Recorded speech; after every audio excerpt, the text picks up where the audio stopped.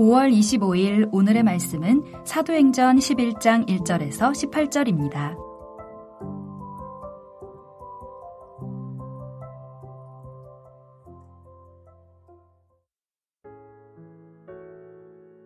유대에 있는 사도들과 형제들이 이방인들도 하나님의 말씀을 받았다 함을 들었더니 베드로가 예루살렘에 올라갔을 때 할례자들이 비난하여 이르되 내가 무할례자의 집에 들어가 함께 먹었다 하니 베드로가 그들에게 이 일을 차례로 설명하여 이르되 내가 욥바시에서 기도할 때에 황홀한 중에 환상을 보니 큰 보자기 같은 그릇이 내 귀에 매어 하늘로부터 내리어 내 앞에까지 드리워지거늘 이것을 주목하여 보니 땅에 네 발 가진 것과 들짐승과 기는 것과 공중에 나는 것들이 보이더라. 또 들으니 소리 있어 내게 이르되 베드로야 일어나 잡아먹으라 하거늘 내가 이르되 주님 그럴 수 없나이다. 속되거나 깨끗하지 아니한 것은 결코 내 입에 들어간 일이 없나이다 하니 또 하늘로부터 두 번째 소리 있어 내게 이르되 하나님이 깨끗하게 하신 것을 내가 속되다고 하지 말라 하더라. 이런 일이 3번 있은 후에 모든 것이 다시 하늘로 끌려 올라가더라. 마침 세 사람이 내가 유숙한 집 앞에 서 있으니 가이사랴에서 내게로 보낸 사람이라. 성령이 내게 명하사 아무 의심 말고 함께 가라 하시매 이 6 형제도 나와 함께 가서 그 사람의 집에 들어가니 그가 우리에게 말하기를 천사가 내 집에 서서 말하되 내가 사람을 욥바에 보내어 베드로라 하는 시몬을 청하라. 그가 너와 내 온 집이 구원받을 말씀을 내게 이르리라 함을 보았다 하거늘 내가 말을 시작할 때 성령이 그들에게 임하시기를 처음 우리에게 하신 것과 같이 하는지라. 내가 주의 말씀에 요한은 물로 세례를 베풀었으나 너희는 성령으로 세례를 받으리라 하신 것이 생각난노라. 그런즉 하나님이 우리가 주 예수 그리스도를 믿을 때 주신 것과 같은 선물을 그들에게도 주셨으니 내가 누구이기에 하나님을 능히 맡겠느냐 하더라. 그들이 이 말을 듣고 잠잠하여 하나님께 영광을 돌려 이르되 그러면 하나님께서 이방인에게도 생명 얻는 회개를 주셨도다 하니라. 반갑습니다. 벌써 5월의 마지막 토요일입니다. 이번 한 주간도 수고 많으셨고 오늘도 하나님의 말씀 앞에 나오신 여러분을 환영하고 축복합니다. 신념이 되었든 전통이 되었든 또는 교리라고 부르든 간에 무엇이 되었든 간에 무언가 오랫동안 공동체에서 함께 지켜오던 것을 어느 한순간에 바꾸는 것은 쉬운 일이 아닙니다. 유대인들에게는 정한 것과 부정한 것을 구별해 먹는 정결법은 아주 오래된 전통과 문화였으며 율법이었고 삶의 일부였습니다. 유대인들은 태어나고 자라면서부터 이 정결법을 지켜왔습니다. 그러니까 먹어도 되는 음식과 먹어서는 안 되는 부정한 음식을 구별하는 것은 그들에게는 매우 자연스럽고 또 당연한 일이었습니다. 사도행전 10장에 보면 두 환상이 등장하게 됩니다. 하나의 환상은 이방인 고넬료가 본 환상이고 다른 하나의 환상은 베드로가 본 환상입니다. 고넬료는 하나님을 경외하는 이방인으로서 환상 속에 나타난 주의 천사가 고넬료의 기도와 구제가 하나님께 상달되었다고 하면서 지금 욥바에 있는 베드로에게 사람을 보내서 그를 데려오라고 말했습니다. 베드로가 본 환상은 좀 더 특이했는데 하늘에서 큰 보자기가 내려왔습니다. 그 보자기 안에는 온갖 짐승들이 담겨 있었는데 그때 베드로야 일어나 잡아먹으라 라는 음성이 들려왔습니다. 그러나 베드로는 보자마자 그 보자기 안에는 먹을 수 없는 짐승들이 있다는 것을, 아니 먹어서는 안 되는 부정한 짐승들이 있다는 것을 바로 알았습니다. 그래서 그는 절대 그럴 수 없습니다. 저는 결코 먹을 수 없습니다라고 대답했습니다. 왜냐하면 베드로는 지금까지 그래왔기 때문입니다. 이것은 베드로의 입장에서 매우 당연하고 또 자연스러운 반응이었습니다. 베드로뿐 아니라 유대인 누구라도 이런 반응을 보였을 것입니다. 그러나 문제는 하나님께서 깨끗하게 하신 것을 내가 속되다 하지 말라라는 음성이 들려오면서 같은 일이 3번 반복되었다는 것입니다. 베드로가 환상을 보고 난 후 도대체 이 환상이 무슨 의미인지 생각하고 있을 때 마침 고넬료가 보낸 사람들이 도착했고, 베드로는 그들과 함께 다음날 가이사랴로 고넬료를 만나러 떠났습니다. 그리고 가이사랴에서 고넬료를 만났습니다. 베드로는 고넬료의 이야기를 듣고, 베드로는 고넬료가 본 환상에 대한 이야기는 이제 처음 듣게 되는 것이죠. 고넬료의 이야기를 듣고 하나님께서 이 만남을 허락하셨다, 이 만남을 주관하셨다는 사실을 깨닫고 고넬료의 집에 모인 사람들, 즉 이방인들에게 복음을 전했습니다. 베드로의 이 설교가 이방인들을 향한 첫 번째 공식적인 설교라고 할 수 있습니다. 베드로가 이방인들에게 복음을 설교할 때 놀라운 일이 일어났는데, 그것은 무엇입니까? 베드로의 설교를 듣는 이방인들에게 성령이 임한 것입니다. 사실 이 사건은 대단히 놀라운 사건이고 중요한 사건입니다.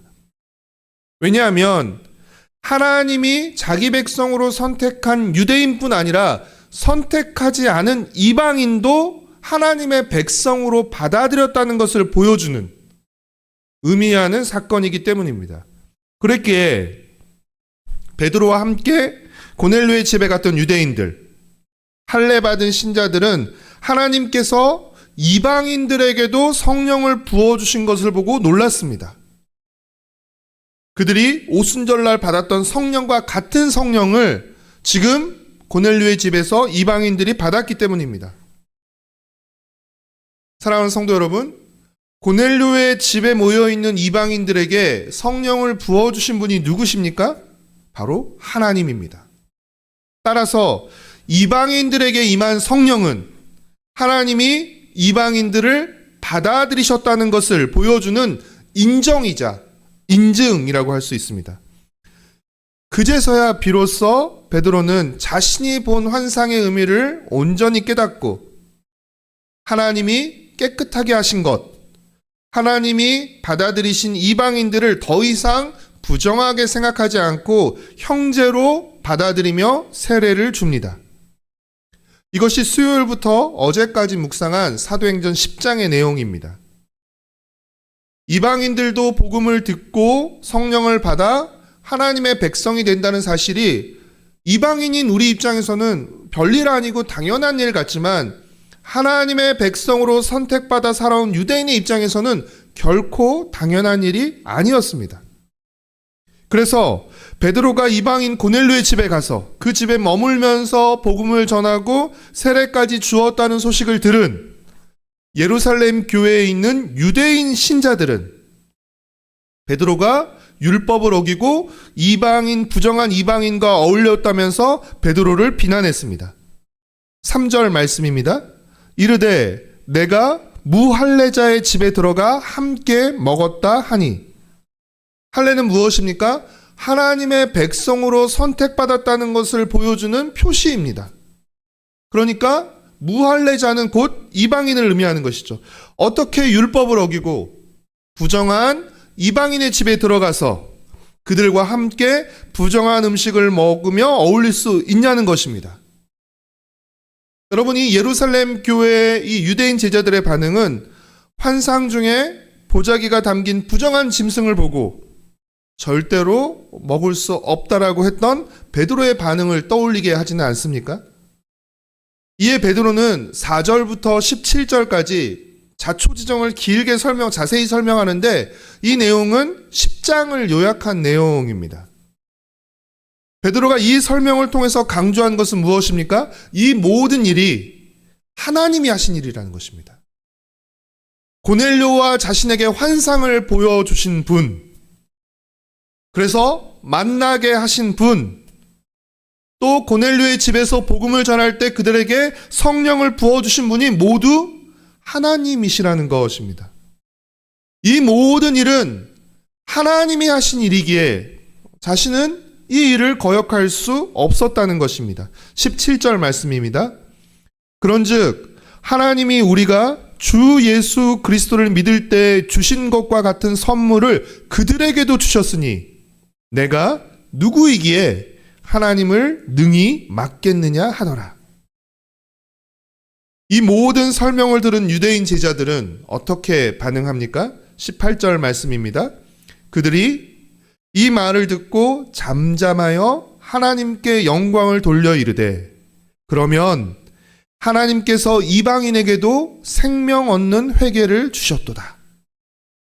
이 유대인 제자들도 하나님, 이 모든 일들이 하나님이 하신 일임을 인정하고 하나님께 영광을 돌렸습니다. 사랑하는 성도 여러분, 사도행전 9장에 기록된 이방인의 사도로 부름받은 사울의 회심, 그리고 10장과 11장에 기록된 이방인 고넬료의 회심과 성령 세례를 통해 이제 예루살렘과 온 유대와 사마리아를 넘어 땅끝을 향해 나아가는 이방인 선교가 펼쳐지게 되는 것입니다. 사랑하는 성도 여러분, 신념이나 전통이나 교리는 필요하고 중요합니다. 그러나 그 어떤 것도 하나님보다 우선할 수 없습니다. 하나님께서 깨끗하다 하신 것을 우리가 속되다 할 수 없습니다. 하나님께서 받아들이시는 사람을 우리가 외적인 조건으로 배척해서는 안 됩니다. 하나님의 백성됨과 구원의 은혜를 교회 안에 있는 우리만 누리는 전유물과 특권으로 여기지 않고 하나님께서 열어놓으신, 모든 사람에게 열어놓으신 이 생명의 길을 우리는 소개해야 합니다. 우리는 이제 더 이상 혈통이나 신분 또한 여러 인간적인 조건으로, 외적인 조건으로 하나님의 백성이 되는 것이 아니라 복음의 주인공이 되신 예수님을 믿음으로 차별 없이 하나님의 백성이 되고 한 형제가 되는 복음의 새 시대를 살고 있습니다. 그리고 교회 안에 있는 우리가 그 복음의 열매이며 증거들인 것입니다.